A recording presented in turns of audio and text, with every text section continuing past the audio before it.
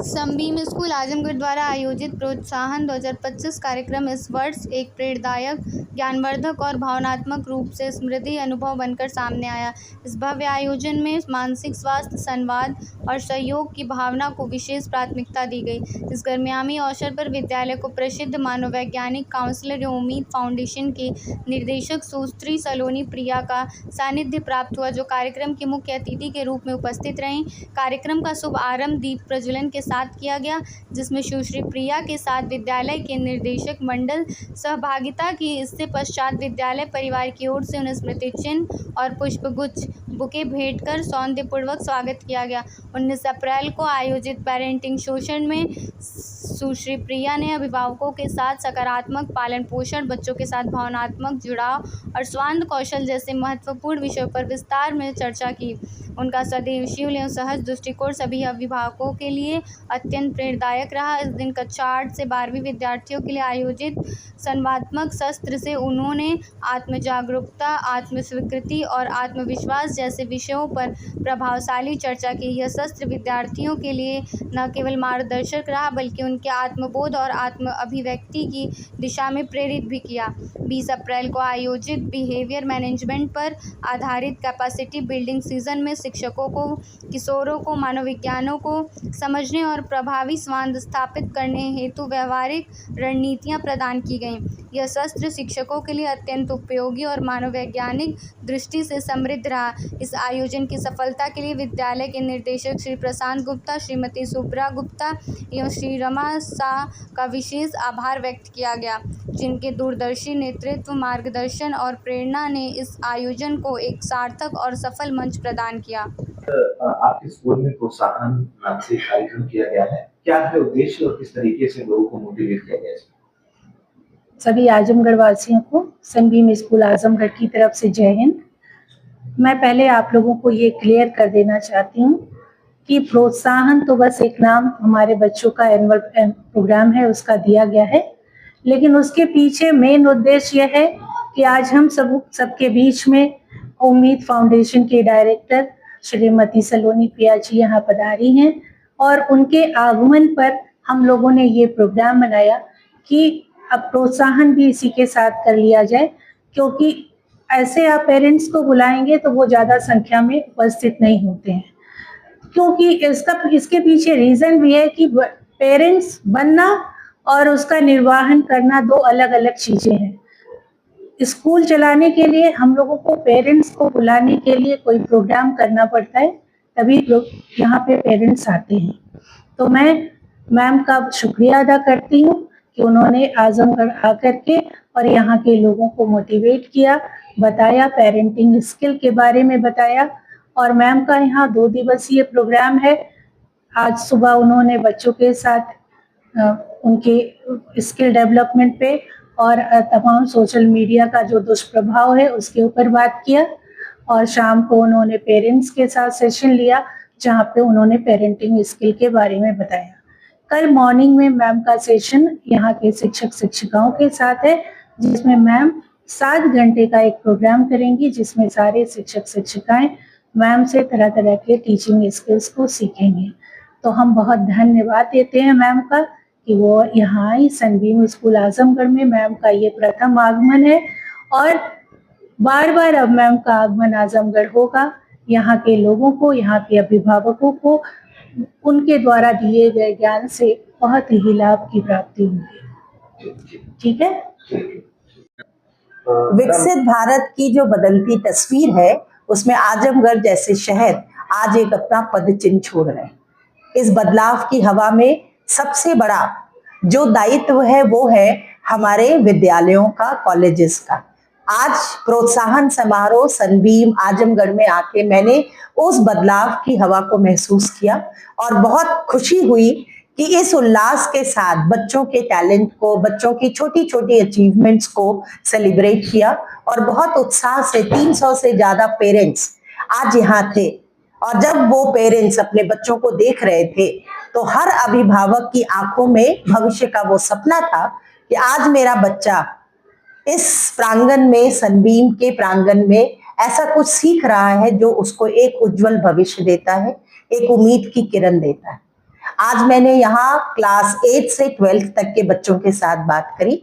मैं एक मनोवैज्ञानिक हूँ और MBA कॉलेजेस में जब हमसे कहा जाता है कि मैम आप बच्चों के व्यक्तित्व को सुधार दीजिए, इनको किसी इंटरव्यू या जॉब प्लेसमेंट के लिए तैयार कर दीजिए, तो मैंने हमेशा महसूस किया है कि ये कोई क्विक फिक्स नहीं है। हमें बच्चों के अंदर अगर कुछ बदलना है, कुछ उनके अंदर बनाना है, तो इसकी शुरुआत हमें स्कूल के लेवल से करनी चाहिए। तो मुझे आज बहुत खुशी हुई, बच्चों ने बड़े अच्छे प्रश्न पूछे, बच्चों में बहुत उत्साह दिखा और बच्चे आजमगढ़ में रहते हुए भी ये महसूस नहीं कर रहे हैं कि वो किसी छोटी जगह में है। आज टेक्नोलॉजी है, इंटरनेट है, हर तरह की सुविधाएं सनबीम जैसा स्कूल अपने बच्चों को यहाँ दे रहा है और इसीलिए आज ये जो पूरा एक दिन मैंने सनबीम के प्रांगण में बिताया, मुझे एक बहुत उम्मीद देता है कि यहाँ पे एक नई रोशनी है, एक उजाला है और जरूर ही आजमगढ़ की जितनी भी जनता है आने वाले समय में अपने बच्चों के ऊपर गर्व करेगी, क्योंकि यहाँ से ही एक नया नेतृत्व और एक नई आस निकलेगी। मैडम, जिस तरीके से प्रोत्साहन कार्यक्रम था, तो लोगों को प्रोत्साहित करने के लिए अगर आपको कुछ चंद शब्दों में कहना होगा तो आप कैसे आज की जनरेशन को क्या संदेश देना चाहेंगे?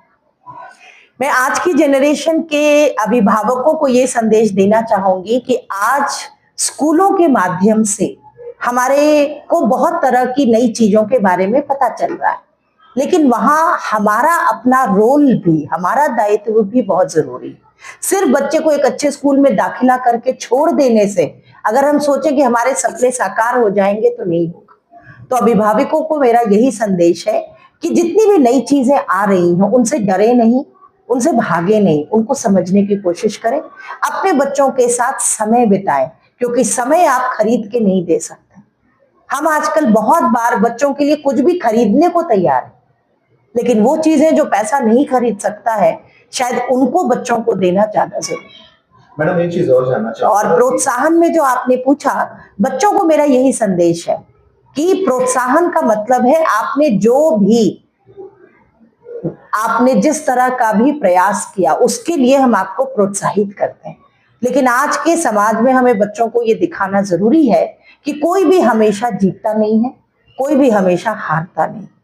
तो अगर प्रोत्साहन के मंच से बच्चों को ये भी संदेश मिले कि आज जो भी जीता है उसके लिए जयकार है और जो नहीं जीता है वो भी जीत सकता है, तब बच्चों को हम सही संदेश दे पाएंगे। मैडम, आपका मैंने लेक्चर थोड़ा सा सुना है, आपने एक बात कही है कि आजकल के बदलते परिवेश में जो डिजिटल की बात आपने की है, आपके मोटिवेशन में मैंने सुना है, उसको किस तरीके से आज के परिवेश में उसको इम्प्लीमेंट में लाने की जरूरत है। जिस तरीके से आजकल के बच्चे डिजिटल दुनिया की तरफ अग्रसर हो रहे हैं, वो कितना बड़ा एक इफेक्टिव चैलेंज होने वाला है? देखिए, ये ऑलरेडी बहुत बड़ा चैलेंज है, क्योंकि डिजिटल अपने आप में बहुत सशक्त माध्यम है।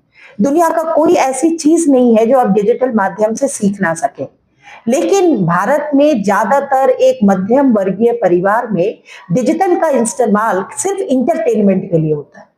तो पहला तो अभिभावकों को भी ये सीखना है कि हम डिजिटल माध्यम का इस्तेमाल कंस्ट्रक्टिव और प्रोडक्टिव चीज के लिए करें। जैसे कि आज इस पूरे बेल्ट में दिक्कत है, हम लोग बहुत अंग्रेजी भाषा का प्रयोग नहीं करते, लेकिन आज डिजिटल में ऐसे ऐसे आपके पास ऐप है, आप अपने बच्चे को अंग्रेजी का सही उच्चारण, अंग्रेजी के सही शब्द सिखा सकते हैं। लेकिन कितने अभिभावक हैं जो इसका इस्तेमाल करते हैं?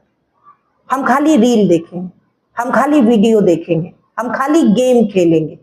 तो ये टेक्नोलॉजी की गलती नहीं, लोगों को ये अवेयर होना। दूसरा है, देखिए, रसगुल्ला बहुत अच्छी चीज है, पर 4 खा लोगे तो पेट खराब हो।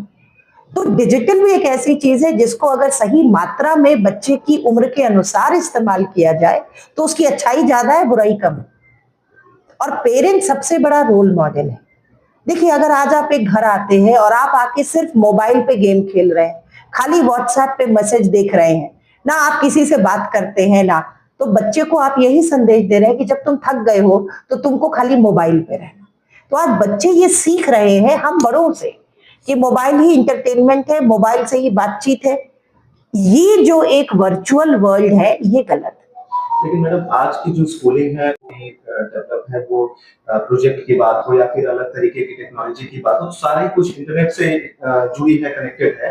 तो आजकल की स्कूलिंग जो है वो स्मार्ट स्कूलिंग हो गई है, तो उसको किस तरीके से डिफाइन करेंगे कि उससे कैसे बचा जाए कि जैसे मैंने आज आपको बताया कि स्मार्ट स्कूलिंग में, अब स्कूल में तो बच्चे को स्मार्ट टेक्नोलॉजी से दिखाया गया, लेकिन घर जाके बच्चा खाली कार्टून देख रहा है। तो यहाँ पे क्या करने की जरूरत है कि तुम्हारे स्कूल में स्मार्ट बोर्ड पे क्या दिखाते हैं, तुमको मेंटल मैथ्स कराते हैं, तुमको मैथ्स हमारी तरह 50 सवाल नहीं देता है आज का टीचर, पर उसके दिमाग को डेवलप करता है कि सोचो कि ये नंबर बढ़ेगा कि घटेगा, जिसको लॉजिकल रीजनिंग कहते हैं। कल कंपटीशन में यही रीजनिंग चाहिए बच्चे को। हमारी पुराना ट्रेडिशनल मेथड था रट लेना। आज डिजिटल टेक्नोलॉजी से हम बच्चों की थिंकिंग स्किल्स बढ़ा रहे हैं, लेकिन जब घर में माँ बाप उसको नहीं फॉलो करते हैं तो स्कूल 2 कदम आगे जा रहा है, हम 4 कदम पीछे जा रहे हैं, बच्चा कंफ्यूज हो रहा है। और फिर घर में किसी भी तरह का, मैं ये नहीं कहती हूँ रोक टोक कर, बच्चे के साथ बैठो, बोलो पूरे हफ्ते में तुमको कौन सा प्रोग्राम अच्छा लगता है। हर दिन तुम आधे घंटे टीवी देखोगे, तुम अपना प्रोग्राम बना लो, ऑन करो, देखो, ऑफ करो। आज भी मुझे पता है अगर मेरा बेटा आज इंजीनियर बना है तो ज्योग्राफिकल चैनल पे एक प्रोग्राम आता था बिल्डिंग स्ट्रक्चर्स, आज भी वो ब्लूप्रिंट बनाता है। मुझे पता है इसकी शुरुआत क्लास 4 में हुई थी उस प्रोग्राम से। सो देखो, बच्चों को बहुत चीजों की प्रेरणा, बहुत चीजों की नॉलेज जो आप अपने घर में या एक शहर में नहीं दे सकते, वो इंटरनेट दे सकता है।